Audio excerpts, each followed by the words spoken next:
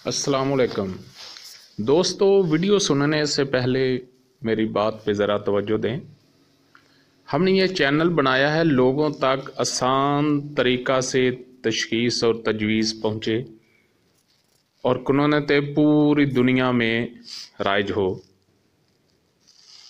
तो आप वीडियो सुनने से पहले हमारा यूट्यूब चैनल जो है वो ज़रूर सब्सक्राइब कर लें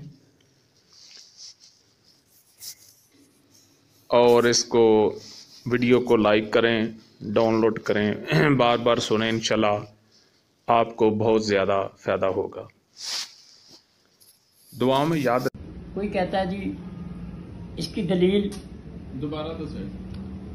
कोई शख्स ये कहे कि जी उज़लाती तहरीक तोड़ने के लिए यानी हमें कौन सा रास्ता, या ऐसा नहीं हो सकता, कैसे हो जाएगा, वो कैसे का सवाल करता है।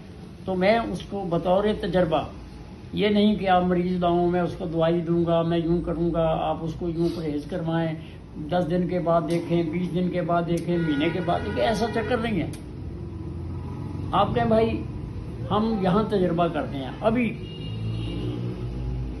आप किसी के मुंह में थोड़ा सा मुसब्बर दे दें, उसका मुंह कड़वा हो जाएगा। ठीक। तुम्बा दे दें, मुंह कड़वा हो जाएगा।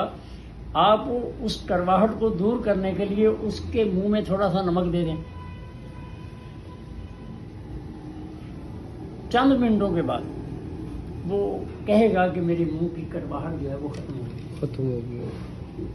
अब इससे बड़ी और क्या दलील है जी कि खुश्की को गर्मी में बदल कर उसका कड़वाहटपन जो था, उजलातीपन जो था, वो हमने खत्म कर दिया गर्मी से। जब भाई ये हो सकता है तो वो क्यों नहीं हो सकता यार?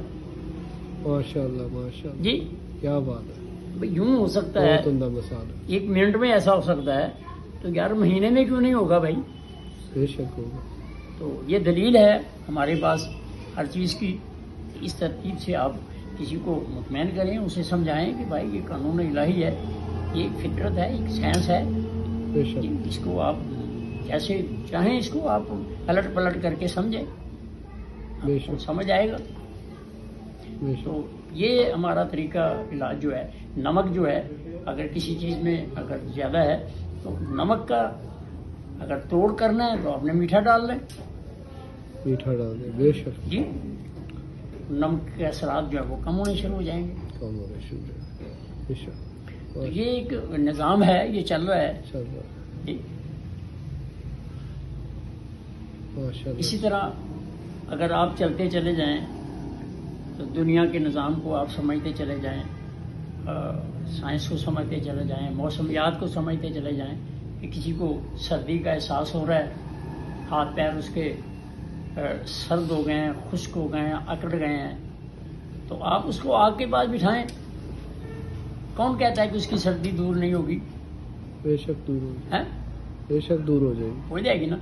इसी तरह अगर गर्मी का मौसम है, गर्मी के अंदर अगर कोई आदमी पसीने से शराबूर है, दिल उसका घबरा रहा है, आप उसको पानी से नहलाएं, उसको यकीनन फायदा होगा।